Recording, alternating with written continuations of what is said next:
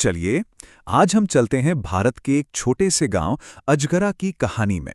ये एक ऐसी जगह है जहां एक महाकाव्य, बहुत पुराना इतिहास और आज भी जिंदा परंपराएं सब एक साथ देखने को मिलती हैं। तो आज हम इसी सवाल की तह तक जाएंगे। क्या सच में महाभारत की एक इतनी बड़ी कहानी आज भी किसी गांव में सांस ले रही है? चलिए इस खोज के सफर पर निकलते हैं। तो अपनी कहानी का पहला हिस्सा शुरू करते हैं, जो हमें सीधे ले जाता है महाभारत के सबसे गहरे और दार्शनिक संवादों में से एक के पास। जरा सोचिए, पांडव अपने वनवास के दौरान जंगल में प्यास से बेहाल भटक रहे हैं और फिर उन्हें एक झील दिखती है। लेकिन ये कोई मामूली झील नहीं थी। जब युधिष्ठिर अपने भाइयों को बेजान पाते हैं तो उनका सामना होता है उस पानी की रखवाली कर रहे एक रहस्यमयी जीव से, जिसे यक्ष कहा गया। और बस यहीं से सब कुछ बदल जाता है। यक्ष उनके सामने एक शर्त रखता है और यहीं से शुरू होता है जीवन, धर्म और ज्ञान पर एक गहरा संवाद।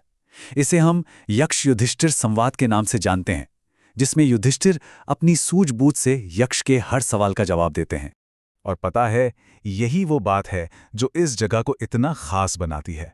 यहाँ के लोगों का ये अटूट विश्वास है कि महाभारत की वो महान घटना इसी धरती पर हुई थी। सोचिए, ये इस जगह को कितना बड़ा सांस्कृतिक महत्व देता है। अच्छा, इस गांव का नाम अजगरा क्यों पड़ा? इसके पीछे भी एक और बड़ी दिलचस्प कहानी है। ये जुड़ी है एक शक्तिशाली राजा नहुष की कथा से, जिन्हें अगस्त ऋषि ने अजगर बनने का श्राप दे दिया था, और कहते हैं कि इसी जगह पर उनकी मौत हुई। अब ये जो आप देख रहे हैं, इसमें जो बात वाकई हैरान करती है वो ये है कि कैसे एक पौराणिक कथा वैज्ञानिक खोज और आज के इतिहास से जुड़ जाती है। यह हमें इस जगह की कई गहरी परतें दिखाती है, पौराणिक काल से लेकर मध्य पाषाण युग के इंसानी सबूत और आज के समय में मनाए जाने वाले त्योहारों तक। चलिए अब जरा आगे बढ़ते हैं और देखते हैं कि इन कहानियों और मान्यताओं के अलावा ये जमीन खुद अपने अंदर क्या राज छिपाए हुए हैं। तो मतलब कहानियों से हटकर क्या यहाँ कोई ठोस सबूत भी है? क्या जमीन के नीचे कुछ ऐसा मिला है जो इन बातों को सच साबित करता हो? और यहीं पर कहानी में एंट्री होती है एक स्थानीय पुरातत्वविद निर्झर प्रतापगढ़ी की। उनके बनाए हुए प्राइवेट म्यूजियम में अजगरा के लंबे इतिहास के पक्के सबूत रखे हैं। इनमें मध्य पाषाण काल के पत्थर के औजार, प्राचीन मूर्तियां और तो और एक बहुत पुराने विशाल पेड़ के अवशेष भी शामिल हैं। तो ये स्लाइड देखिए, ये बड़ी खूबसूरती से अजगरा की दो अलग अलग कहानियों को एक साथ दिखाती है। एक तरफ वो पौराणिक कथाएं हैं जो पीढ़ियों से चली आ रही हैं, और दूसरी तरफ है वो असली सबूत जो जमीन के नीचे से मिल रहे हैं। तो सवाल ये उठता है कि ये जो पुरानी कहानियां हैं, ये जो पुरानी चीजें मिली हैं, ये आज अजगरा में रहने वाले लोगों की जिंदगी से कैसे जुड़ी हुई हैं? सोचिए, कोई मिथक या कोई कहानी जिंदा कैसे रहती है? ये स्लाइड उसी प्रोसेस को समझा रही है। ये कोई एक दिन का काम नहीं है, बल्कि ये तो यहाँ के लोगों का एक लगातार चलने वाला प्रयास है, जो पूजा, कहानियों और त्योहारों के जरिए इस विरासत को जिंदा रखे हुए हैं। और इस जीती जागती विरासत का दिल है यहाँ लगने वाला सालाना मेला। ये वो मौका है जब गांव की ये अनोखी पौराणिक कथाएं फिर से ताज़ा हो जाती हैं, नई पीढ़ी तक पहुंचती हैं। ये मेला बस एक त्योहार नहीं, बल्कि लोगों को अपनी जड़ों और अपने इतिहास से जोड़ने का एक जरिया भी है। और मजे की बात यह है कि यहाँ की लोक कथाएं सिर्फ महाभारत तक ही सीमित नहीं हैं।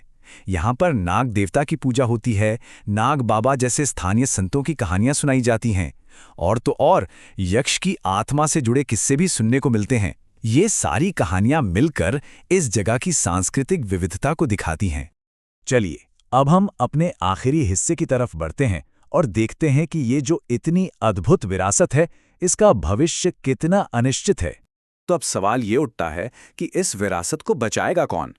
ये एक बहुत ही जरूरी और गंभीर सवाल है, क्योंकि अजगरा का भविष्य इसी पर टिका है। और देखिए, कड़वी सच्चाई यही है कि इतने ऐतिहासिक महत्व वाली इस जगह को कोई भी सरकारी या कानूनी सुरक्षा नहीं मिली हुई है। ना तो एएसआई यानी भारतीय पुरातत्व सर्वेक्षण और ना ही राज्य सरकार ने इसे अपनी सुरक्षा में लिया है। इसे बचाने की जो भी कोशिशें हो रही हैं, वो सब निजी और गांव वालों के स्तर पर हैं, और इसी वजह से इस विरासत का भविष्य खतरे में है। और यहीं पर हम एक आखिरी और बहुत बड़े सवाल के साथ रुकते हैं। अजगरा की कहानी सिर्फ एक गांव की कहानी नहीं है, ये तो पूरे देश में हमारी उन अनगिनत विरासतों की कहानी है जिन्हें बचाने की जरूरत है। सोचिए, अजगरा जैसे और कितने ही बेशकीमती स्थल होंगे जो धीरे धीरे गुमनामी के अंधेरे में खोते जा रहे हैं।